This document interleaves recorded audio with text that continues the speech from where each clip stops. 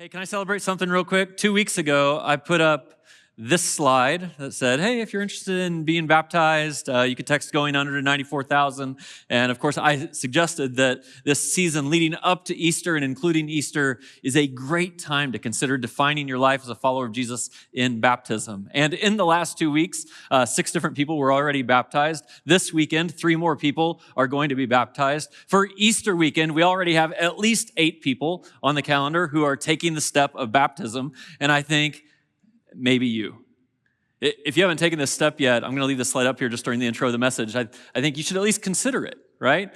Text this number, ask some questions, stop at the next steps area, go out there because, I see this stirring. I have a friend in our neighborhood, literally lives right next door to me, and she reached out and she said, hey, I want to talk about this step of baptism. So I'm going to talk with her about it before Easter. And the stories that are in the baptistry these days, they probably mirror some of your stories. Last week, I baptized a mom who took the step of baptism in part because her daughter was talking about taking it. And she had to stop and think, is my daughter going to take this without me setting the pace for this? Without me modeling it for her? I think as a parent, that's a really important piece. We've had people who've been baptized who just said, it was time. It was time. I don't know why I've been hesitating. I have been hesitating. I don't know why. It's just time. I need to do this. We have people who are baptized who, this is a clear delineation. I was not a follower of Jesus before, and now I'm becoming a follower of Jesus, so I'll be baptized. And that's always powerful to me. But whatever your story is, if you've never been baptized by going down under the water and coming up out of it, if you've never been baptized at an age where it was your decision, not your parents' decision, I really, in this season, think, we're shaping our lives to be like Christ. Let's do that. And speaking of Easter, on the week after Easter here, we're going to unleash love on Northwest Indiana at a scale we have never, ever touched before. Now, if you've been around Suncrest, you know that we love Northwest Indiana. We believe that a church being present in its region ought to make the region better.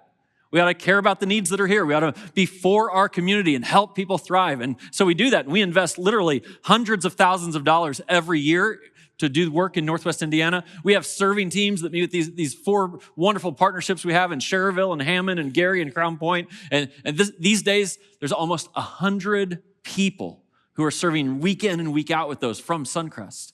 But from time to time, we've done big events. And I think the biggest one we ever did, we had just over 300 people show up and serve all at once. But the week after Easter, we're going to unleash 1,000 people to go and serve all over Northwest Indiana, right? Now, you should clap for that. How many people did I say?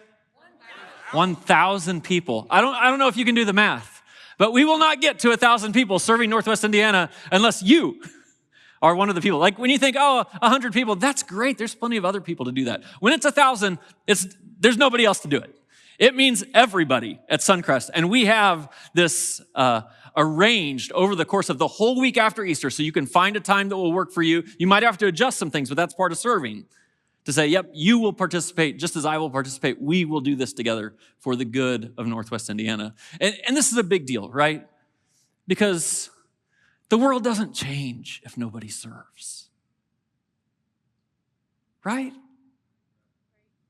Your neighborhood, it doesn't change if nobody serves. And frankly, I don't know if this is ironically or like an epiphany for you, we don't change if we don't serve. So all the change that happens comes out of serving, which leads us to the series that I'm in right now, simply called Like Christ. Like Christ. I've been trying to cast a vision for you that there's a way to think about our lives that would simply be shaped by saying we would want our lives to look like Christ. And so I want to talk about this with you a little bit. Let me throw this next slide up on the screen here. This is the invitation to be like Christ. Now, I understand that when you first hear that your life could and should, if you're a follower of Jesus, potentially look like Christ, you might think that's impossible. And let me affirm your response to that. That is impossible. Your life will not look completely like Christ. You won't be able to do everything that he did. You will not live a sinless life as he did. All of that is true, but it's deeper than just some simplistic thing saying, well, since I can't be perfect, I won't do that at all. The whole orientation of our lives is to be like Christ. Now, last week, Mitch was teaching. I thought he did a fantastic job. And he brought out this stat from Google that said within Indiana, like twice as many people these days as in the past are searching for things like, how do I grow spiritually? How do I take steps in my faith? How do I do that? And I'm like, first of all, that's pretty cool that Google can tell us that the people right around us are asking those questions like never before. But you know what else tells us that? Our front door. Our front door. There's like 45% more people here than there were 2 years ago. And the people who are walking in the doors are asking these questions. Hey, I'm missing out on something. Something's empty in my life. I'm disconnected. I can't find some purpose. Maybe I'll go to a church and be like, maybe spirituality has something to do with this. And it's a beautiful thing to me. And what's happening in part for this series of Like Christ is I'm just taking the conversations that are happening in the commons in individual situations, and I'm throwing them onto the platform so we can all have the conversation to say, what would it actually look like to grow in my faith and help people understand? Here's what it means, that you look like Christ. And one of the fascinating things that's happening, that I see happening around here, and this is so wild, I don't know where you would kind of fit in this, is that like it's almost like the hundreds and hundreds of new people through the door are in some sense in their faith zooming past maybe people who have been here for a long time, who maybe in some habits, good or bad, things got kind of stale, things settled in, life took over, you still are part of it, but it's like, oh, something's happening. There's a fire inside of that. And those people are becoming like Christ. And the whole idea is, this is your North Star that you're aiming at as a follower of Jesus, that your life would be like Christ. Not that you're perfect or sinless, you never will be. But the things that bother him, I'm going to let him start bothering me.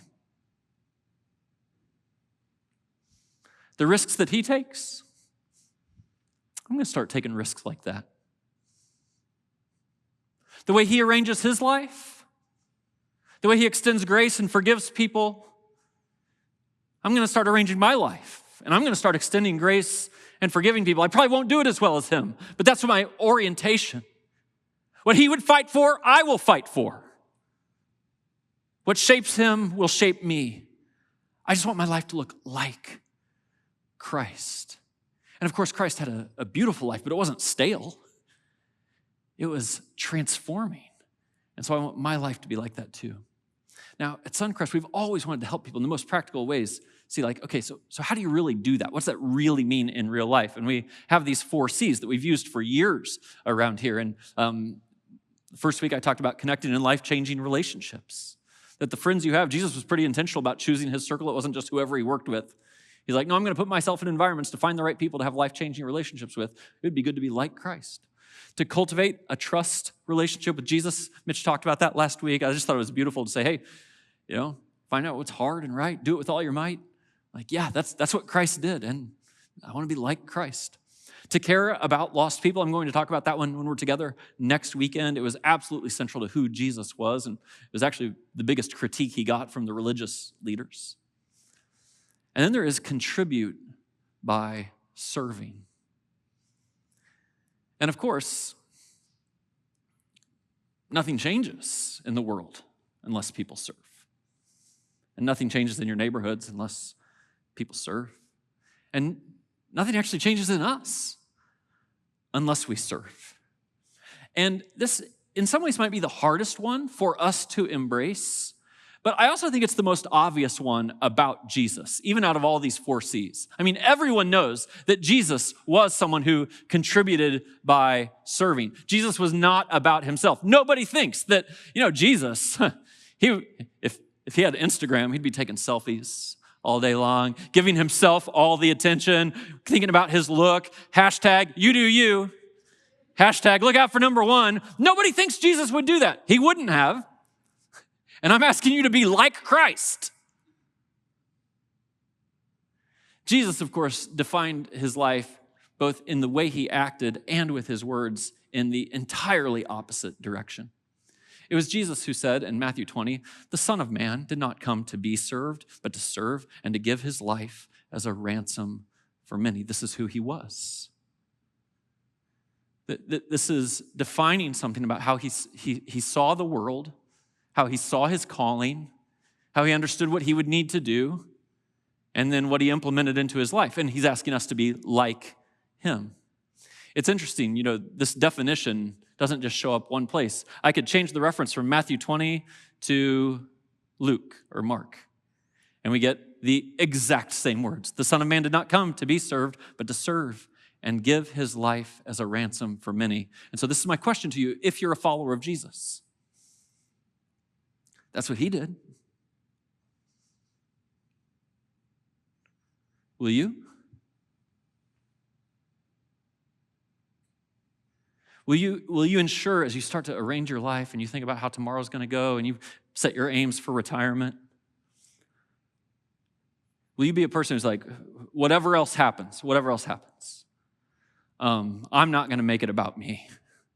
I'm not going to seek comfort. That's not my primary goal.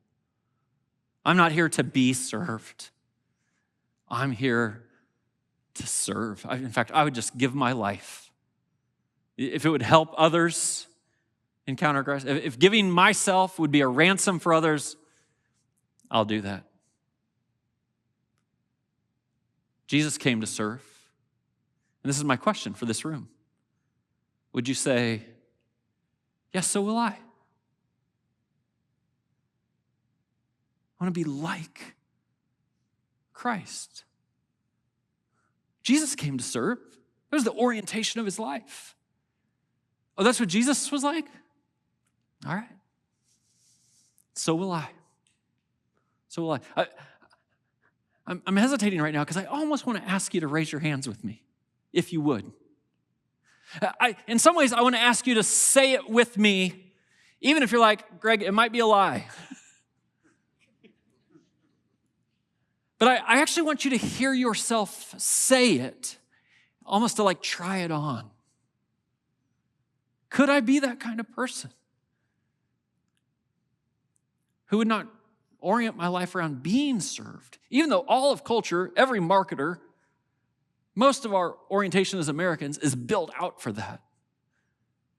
But it says, no, I will be different than that. I'll come to serve. So Jesus is saying this. Of course, he repeats it a couple of times in the gospel. It's recorded in multiple biographies. And then we get this phrase, also repeated in multiple biographies. Jesus says, whoever wants to be my disciple must deny themselves and take up their cross and follow me. Maybe you don't know this about the Bible. It's in two sections. There's an Old Testament, mostly contains an old covenant. It's a previous covenant. It's not our covenant as followers of Jesus. In the New Testament, there's a new covenant. It's our covenant as followers of Jesus. And in the four biographies of Jesus, Matthew, Mark, Luke, and John, the word follow is used 87 times. It's a reminder to us that the whole orientation for those of us who are followers of Jesus is just to do what he did, to follow him, to think like he thinks, to hurt like he hurts, to be like Christ.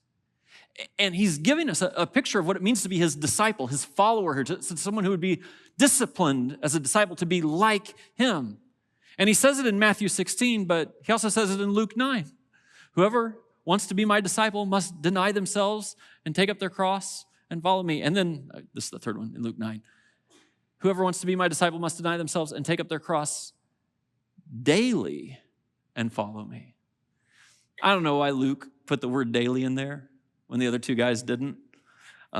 My guess is Luke was thinking like a pastor. He's like, listen, if we just tell them to deny themselves, they'll think going to one serve day will be enough. We need to make sure we include the word daily. Make sure they know it's a part of life. And daily is good too because this experience is weekly. And you could think that the cycle of your religious life is weekly, but it's not weekly. It's daily.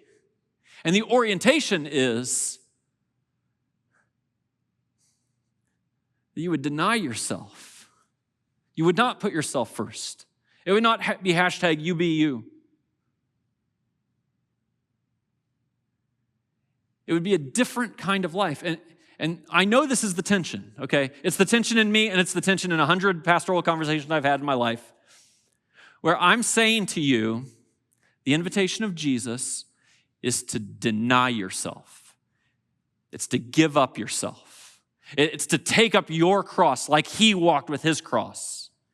And I see it in people's eyes. They're like, that sounds miserable. But this is the paradox. That when you orient your life toward being someone who serves others, who isn't about yourself, that it's actually very life-giving. What is one of the biggest questions that people are wrestling with today? And maybe you, is like a sense of purposelessness, a sense of orientation in this world to be like, why is it even worth living? What difference does it make? And this is the answer to that question. And it's almost as if Jesus understands the paradox, because right after he says this, it is where he says, whoever wants to save his life will lose it. But whoever loses their life for my sake will find it. And this is the invitation to a life that is not stale, that changes the world and changes us, and is a beautiful life.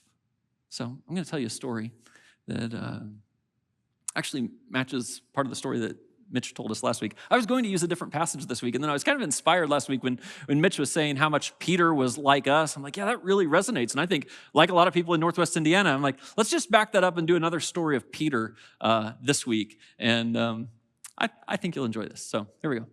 One day, as Jesus was standing by the lake of Gennesaret, you know what the lake of Gennesaret is? No, nobody knows what that is. It's actually just the Sea of Galilee by a different name. And in Northwest Indiana, we should get this, right? Because this is what we do, like with roads. Is it Wicker Avenue or Indianapolis Boulevard? Yes. Is it 101st or is it Joliet? Yes. Is it Maine or Taft or Cleveland? They're all the same. Okay, that's what's going on here. This is the Sea of Galilee. The people were crowding around him and listening to the word of God. He saw at the water's edge 2 boats left there by fishermen who were washing their nets. So this is in the morning. Fishermen fish at night. They had been out in the night fishing. They had come back in, and in the morning, they hang up their nets on these posts. They're cleaning up. They caught some fish the day before. They're cleaning all the fish guts off of there. They're going to dry out. And Jesus is teaching, and you can probably imagine some of these fishermen who are fishing, they're cleaning their nets, and they're kind of overhearing what Jesus is doing. But he's down by the edge of the lake, and the crowd is starting to creep in on him. In fact, I'm going to turn my back on you here for a second, but this is exactly what was happening. It's almost as if Jesus was teaching the crowd. Wow, that's not a good view of that bald spot. I don't usually see this perspective, but anyway, here we are. Wow. It's not about me, though. I mean, why would I want to draw attention to me?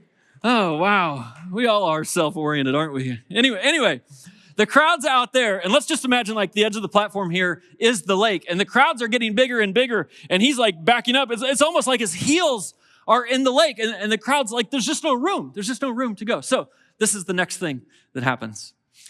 He got into one of the boats, the one belonging to Simon. Now, Simon is Peter. It's just like the roads thing and the lake thing. Two names, same guy, okay, Simon, and asked him to put out a little from the shore. So Jesus is backed up against the edge, and then he's like, hey, I got a plan. We're going to step into it. Hey, Simon, I know you're washing your nets over there, but could I inconvenience you a little bit in order to use your boat so I can teach this crowd? Could I inconvenience you a little bit? Could I take you away from what you're doing and ask you to be involved in what I'm doing? And I know you'll have to adjust, but it's just a little bit, so that I could use this boat to teach the crowds. Now, it's so interesting because you might anticipate that as this goes down, we're all getting ready to hear this long teaching from Jesus. But though he teaches, none of it's recorded in this story. It's almost as if the content of the teaching isn't the important part. And that's something we have to learn in church, because you sit here week in and week out for the content of some teaching, but it's entirely possible that orients us to think, I know how I grow. I listen to sermons. I learn. I understand. I have new knowledge. That makes me a better Christian. But that does not make you a better Christian. I mean, it helps. I'm for it. Trust me, job security. But the person growing here isn't the people on the shore. It's a guy named Simon who was following what Jesus said when he asked if he could inconvenience him a little bit. And then it says he sat down and taught the people from the boat. When he had finished speaking, whatever he said, we have no idea what he taught.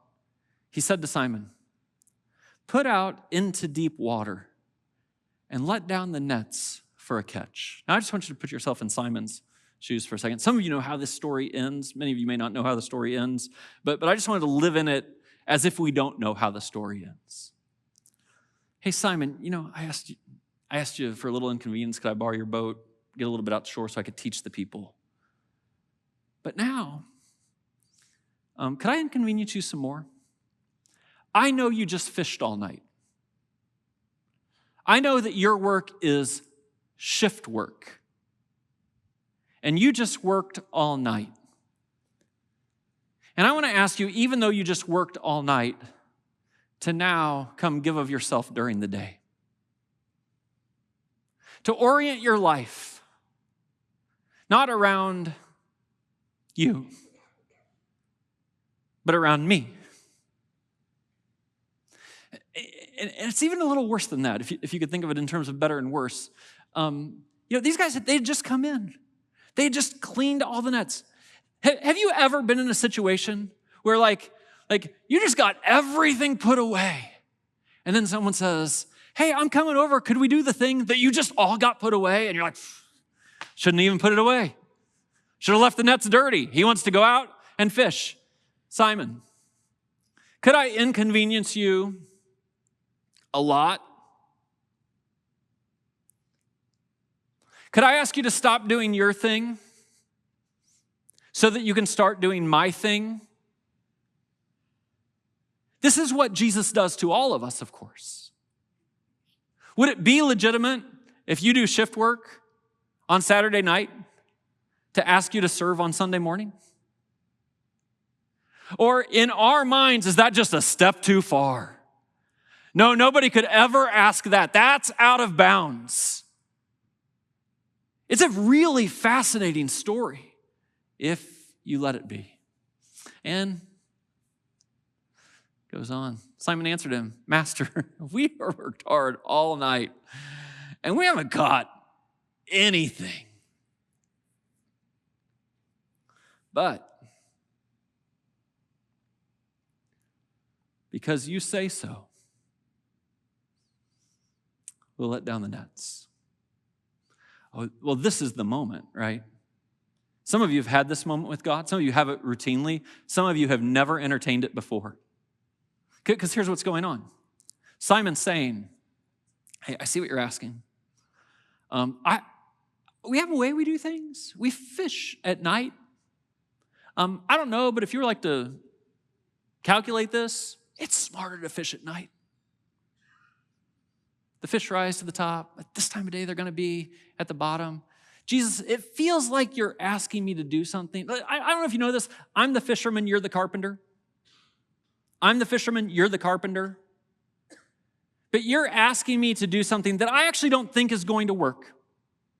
I don't think it's going to have any effect. I think I know what I'm doing. Have any of us ever had this posture before? I think I know what I'm doing. And then you get this sense from God that even though you think you know what you're doing, even though you have a plan, and it makes sense, He's going to ask you to do something else. And then this is the moment. What do you tell Him? You can say, "No, I'm not going to do it."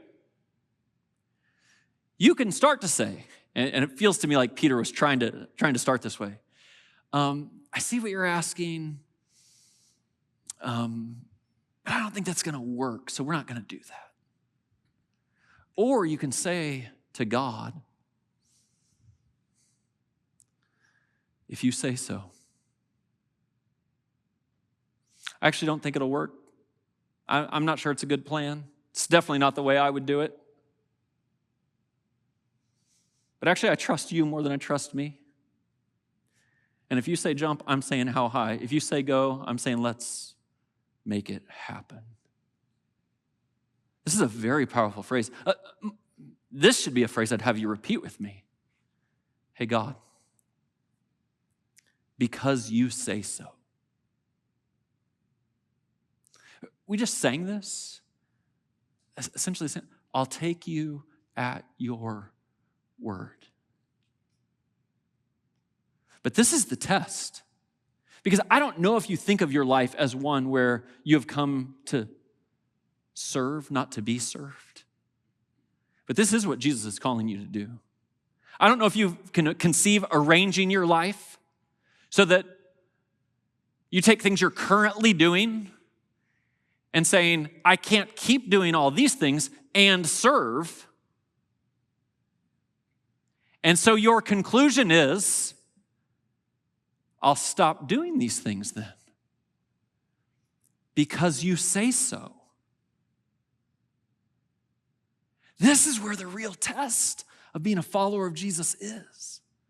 It's in the moments where it's not unclear what he's asking us to do. Story goes on. When they had done so, they caught such a large number of fish that their nets began to break. Now, again, you and I probably read this story and we're like, wow, that's pretty cool. Lots of fish. But I think Peter and his buddies are like, the nets are breaking, right? I mean, if you were really in that situation and you had invested all of your equipment into some wild experiment that Jesus had, and then when he does it, your equipment breaks, it may not be the most positive thing in the world to you. So they signaled to their partners in the other boat to come and help them. And they came and they filled both boats so full that they began to sink. Now it's just not the nets breaking, the boats are sinking. Jesus, this seems like a bad plan. But because you say so, and I've set the North Star of my life on following you, on caring about what you care about, and trusting you, I will rearrange my orientation. Now, what happens next is Peter says something to Jesus, and I don't know if you'll be surprised by this or not. When Simon saw this, he fell at Jesus' knees and he said, "Go away from me, Lord." A few interesting things about this. This is the very first time that Peter has called him Lord. Right after he had a moment with Jesus where he's like, I kind of want to go this direction, but because you say so, that's what it means to say Jesus is Lord. Because you say so, Lord. But then he says, go away from me. And maybe some of you have had this experience with God a little bit. Like you have an encounter with him. It was kind of wild. It was transforming, but it almost blows your mind so much. You're like, I can't do this every day. In fact, maybe you don't even want me. Did it seem like I wasn't kind of trusting there? Go away from me, Lord. Maybe we should create some distance. Maybe that's what you want. I'm totally confused right now. I am a sinful man. And then Jesus said to Simon, don't be afraid. From now on, you'll fish for people. He said, Simon, this was just an object lesson. Peter, it was kind of a test. When I inconvenienced you, would you organize your life around me? When I inconvenienced you a lot, when I asked you to do something that didn't totally make sense, when I told you you'd have to rearrange your life in order to be like me, would you do it? And you did. So you seem like the kind of guy who would serve. Who actually now I'm asking you to leave your whole business of fishing and come follow me, learn from me, live like I live. And so they followed him.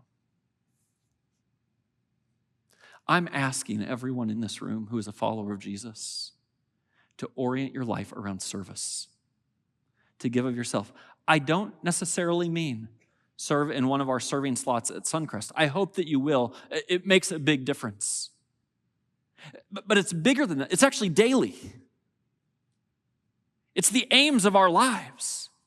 And I think this is the progression of serving, if I could just say it this way pretty quickly. I think the progression of serving starts with just saying, I'm open to it. I think there have been multiple moments over the last half hour here where it was really a test for you, right? Because I said, we need 1,000 people. And I said, we can't do it. 1,000 means you. And some of you are like, this is going to be awesome. And some of you are like, not me. And it's like, if you're not open to it, if your first and last response to being like Christ is, no, thank you, then it's not going anywhere. So at some point, we just kind of have to uncross our arms, be the person who's cleaning the nets, but still listening to the teaching. Let it inconvenience us a little bit. Say, okay, at least I'm open to it. And then the progression is to adjust, right? It's more than just being open to the message and saying, you know what, maybe life, it might be harder, but it might be better if I had some purpose, if I sacrificed something, if I reoriented my time, if I made sure to give some regular time to serving our community, to serving Christ, to serving the church. Maybe I would feel what it feels like to make a difference with the Down Syndrome Association or with Sojourner Truth House or with teenagers on Sunday nights or Monday night. Like, that might be, you know what? I'm open to it. But now I have a problem because my schedule doesn't allow it. The way I've currently arranged my life doesn't allow it. I would have to give up something in order to be like Christ. Yeah. And at this stage, not just a little inconvenience, but maybe a lot of inconvenience. This isn't true for most people in the room, but there are some people in this room where I'd tell you, you can't keep the same job you have. It's impossible to keep that job, demand something of you that will not let you orient your life in a serving posture. And that's a tough choice to make. For most of us, it's smaller than that. But this is the seriousness with which we either say yes or no. We either say, but because you say so, I'll trust. I actually believe, Jesus, after seeing you and seeing some followers of yours who are doing this in, I think, healthy ways, that is the right way to arrange life. That even though it doesn't make sense to me, there's lots of things that don't make sense to me. And if I'm going with what makes sense to me versus what makes sense to you, I'm just going to be humble enough to say your way is better than mine. And I don't know how it's all going to work out for me. And I definitely don't really know whether my serving is going to change all the lives that Greg says it will change. But even when the results aren't perfectly clear or guaranteed to me, I will trust you that this is right. So before we go today, I want everyone in this room to text, sign up to 94,000. Because on the week after Easter, there's going to be 1,000 of us who are serving countless lives that will be changed, and I just need you to be included in it. And the good news about going this weekend is all the slots are still available. You're the Thursday night service. You're like at the very front of the weekend. And you text that, it'll send you a quick link, you'll click on it, and it will show you all the slots that week. We're going to serve things with the town of St. John. We're going to serve some things here at the church. We're going to serve with a blood drive in honor of a young girl in our church who has leukemia right now. There's all kinds of different things. You figure out yours. But this is all play. This is all of us. This is 1,000 people serving and unleashing our love and our service on Northwest Indiana, because we didn't come to be served. We came to serve and give our lives. It makes us like Christ. Well, I really hope that was helpful for integrating faith with life. Listen, if you're in Northwest Indiana, I'd love to have you join us in person. Head over to suncrest.org and plan your visit.